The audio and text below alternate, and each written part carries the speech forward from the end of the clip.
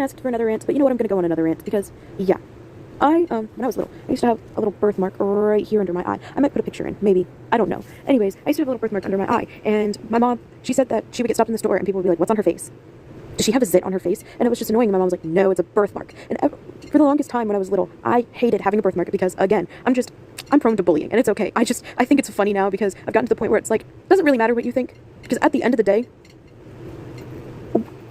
what you say does not define me. It doesn't matter, right? I stopped letting it bother me. Sometimes stuff will bother me, but other times I don't care. I've gotten to the point where I'm my biggest bully, and the only people that can, like, hurt my feelings is me. And I can only let things that other people say hurt my feelings if I give it the power to hurt my feelings, if that makes any sense.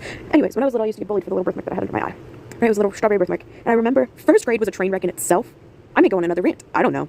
Anyways, first grade was a train wreck in itself. But there were these two little girls, both blonde, like strawberry blonde, strawberry blonde, blue eyes, and they're best of friends. I still remember their names, but I'm not going to say their names because, one, they're not going to remember me, two, why dox people, right? Anyways, there were these two little blonde girls, and they would bully me relentlessly. I do remember one time one of the little girls, this is so incriminating, but I had picked my nose and I tried putting it on the table, and when I put it on the table, it flicked off the table.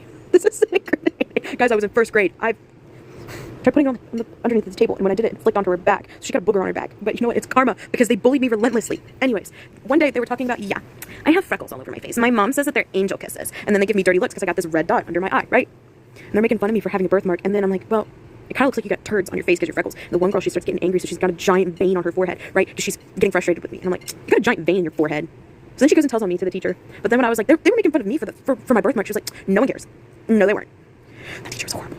I may go on a little rant about her, but okay, I hated it so much. But then, like, once I got to 5th grade, it was gone. 5th, 6th grade, my birthmark was gone, and I miss it. But sometimes I'm like, you know what? Let me get like a lipstick or something that's the same color as my as the birthmark, because I still remember the color too. And I had a lipstick that was that color, and I was like, oh my goodness, I should put a little dot where my birthmark was. I don't know if you'll be able to see it, but I do have. You're not gonna see it because my Christmas night lights don't bring off enough light. But I have like a little scar where it was like right around here, and sometimes I feel like I should put a little dot. You know, I was a cute little kid. I'm convinced I was the cutest baby ever. Of course, I say that now when I say it somewhat sarcastically, but. Yeah.